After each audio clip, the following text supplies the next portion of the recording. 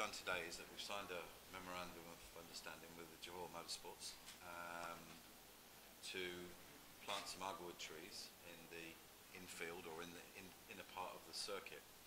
Basically, Johor Motorsports is looking to develop a circuit that has a green footprint and is carbon neutral, and Asia Plantation Capital, as a carbon neutral company, is obviously assisting Johor Motorsports in that particular objective.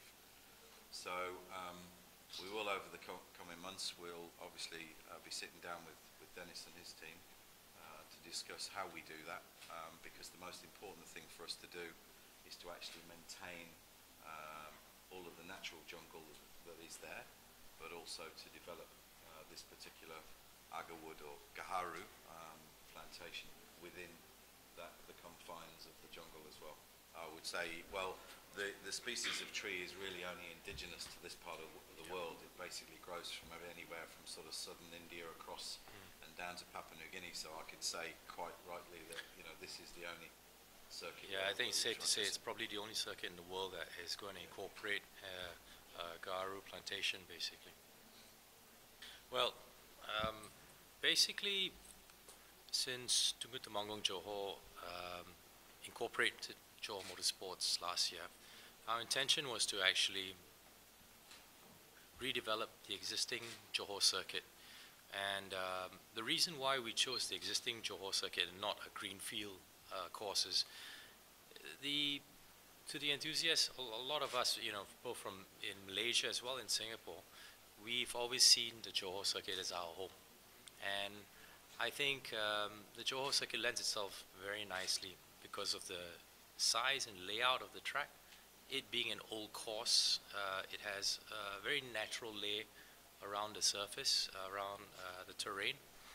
And it's very hard to replicate that nowadays in any kind of new greenfield circuit. So we wanted to take advantage of that and redevelop an existing course which has a lot of character. And also, when we did our study, the existing land that Johor Circuit sits on lends itself very nicely to a redevelopment plan to incorporate a lot of new facilities. For example, retail, F&B, a bonded storage facility. It lends itself very nicely to that. Okay, let's put it in context. We are currently in the design development phase. Like I said, it's not just a resurface. The circuit's going to go through a huge redevelopment to add a lot more facilities to really just value add this place now. And we're currently in the late stages of closing up the design and incorporating different types of vertical businesses into the facility. A good example today is the joint venture with Asia Plantation. It's not just the commercial angles of it, but it's also, when we look at any business that wants to come in now with the circuit, it has to have a green angle, an eco angle that benefits the facility as well. So for us, the aim of being a carbon neutral circuit is a very important objective as well. So we're looking at these kind of businesses, not just the traditional having a car dealers or driver training programs and things like that.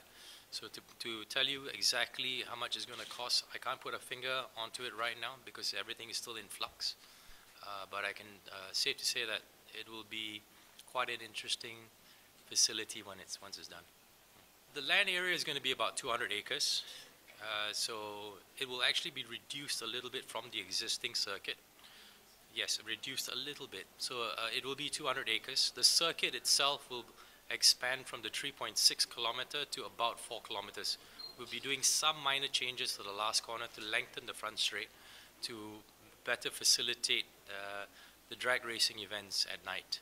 So when the circuit is relaunched, we do intend to host a couple of international events to bring back.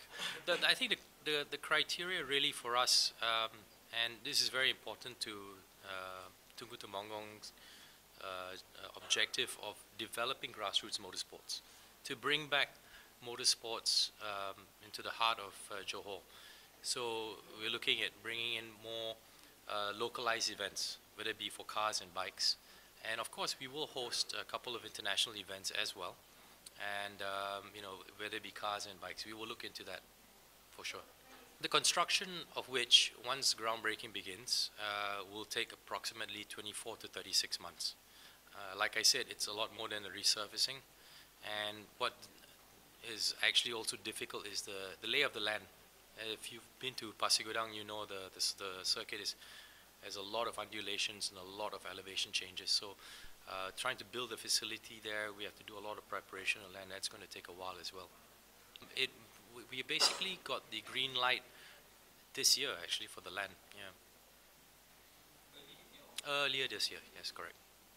That's why it's interesting. It's very hard to separate it because the circuit obviously covers a great portion of the track, but it's only a thin ribbon of road. So there's a lot of things in between, like for example now for the Plantation side of it, it is actually pockets of the infield as well as the outfield. And the commercial section will be predominantly focused on in the paddock area and the administration area, and also in the parking lot and grandstand area.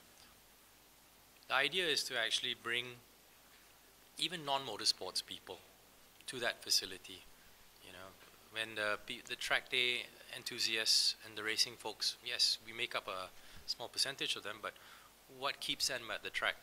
You know, if you bring your girlfriends and your wives and your children, what keeps those people there? So we have to look at different aspects of the business now. Motorsports is evolving. You have to cater to the masses as well.